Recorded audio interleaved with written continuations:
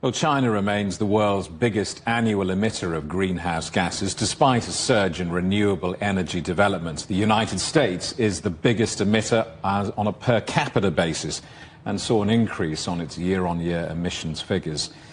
It has once again failed to improve its target in the last year. Lord Adair Turner is the chairman of the Energy Transitions Commission. I asked him, given increasing emissions, what's the point of COP? On one level, I find it amazing that COPs achieve anything, because you've got 195 countries there, some of whom bluntly are at war with each other, others there's huge geopolitical tension, and they've got to try and agree a unanimous agreement to make progress to deal with this common human problem for the whole of global humanity, which is climate change.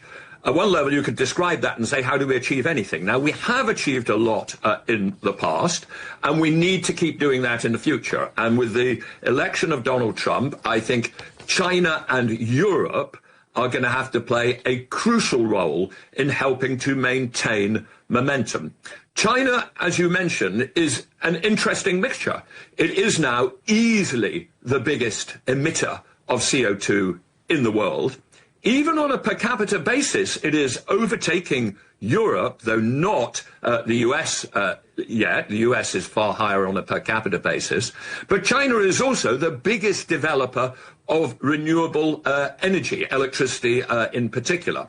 So we need to build on that, and we need to build on the clear determination of Europe to stick to the path of a net zero pathway by 2050, and we need to engage with the rest of the world, the developing world, as well. So I am hopeful that there will still be progress, despite the fact that one of the two countries you have made, which is you have mentioned, which is the US, has made a political decision which will not be good for US involvement in this common global task. An official with Azerbaijan's presidency of COP29 Climate Change Summit appeared to offer to facilitate talks about new fossil fuel deals. What should we make of that?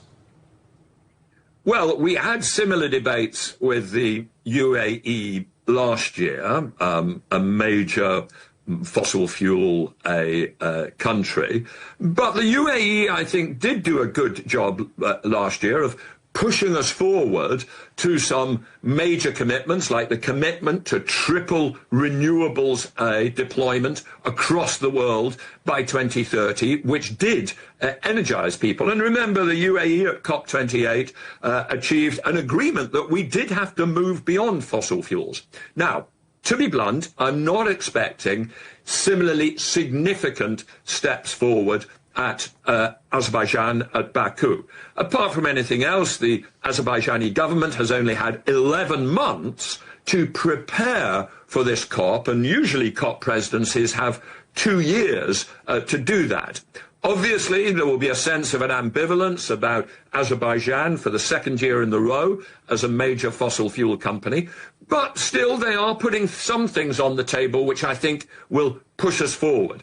I would highlight, for instance, the desire to have a strong commitment about the need to invest in electric grids, transmission grids, and storage capacity. I think probably out of this COP, don't look for big new declarative statements about phasing down fossil fuels. Focus more on the practical things that we need to do, like investing in long-distance grids, investing in long-duration storage, to drive the progress towards the electrified, decarbonised economy, which we know is now possible. So my focus in Baku will be to try to encourage those sort of practical commitments on the real detailed things that we do. I suspect this is going to be a COP which treads water in terms of the scale of overall global political commitment.